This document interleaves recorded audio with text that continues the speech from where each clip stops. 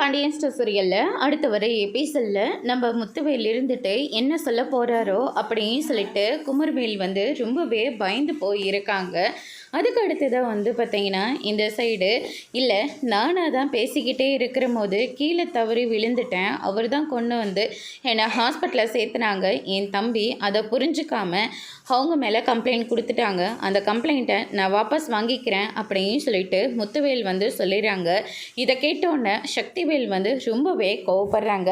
அண்ணன் என்னென்ன காரியம் பண்ணிக்கிட்டு இருக்கீங்க அண்ணன், இவன் தானே எல்லாத்துக்கும் காரணம் அப்படின்ற மாதிரி சொல்லிக்கிட்டு இருக்காங்க. சக்திவேல் எனக்கு எல்லாமே தெரியும், அமைதியே இரு அப்படின்ற மாதிரி இந்த பக்கம் நம்ம முத்துவேல் வந்து சொல்லிடுறாங்க. அதுக்கடுத்து தான் வந்து பார்த்திங்கன்னா அப்படின்னா உங்கள் மருமக தள்ளி நீங்கள் கீழே விழலையா அப்படின்னு சொல்லிட்டு கேட்ட உடனே இல்லை இதுக்கும் அவருக்கும் எந்த சம்மந்தமே இல்லை அப்படின்ற மாதிரி சொல்லிடுறாங்க.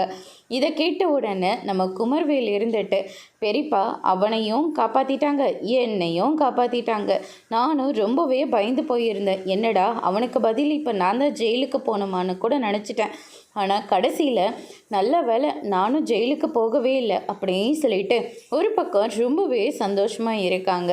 அதுக்கு அடுத்ததான் வந்து பார்த்திங்கன்னா எல்லாரும் வெளியே போனதுக்கப்புறமா குமர்வேலை கூப்பிட்றாங்க. உன்னை காட்டி கொடுக்கறதுக்கு எனக்கு ரொம்ப நேரம் ஆகாது குமார், ஆனால் நீ ரொம்ப எல்லாம் மீறி போயிட்டுருக்க அப்படின்ற மாதிரி தெரிவிட்டுருக்காங்க. அதோடு இன்னைக்கான பிரம்ம முடிச்சிருக்காங்க.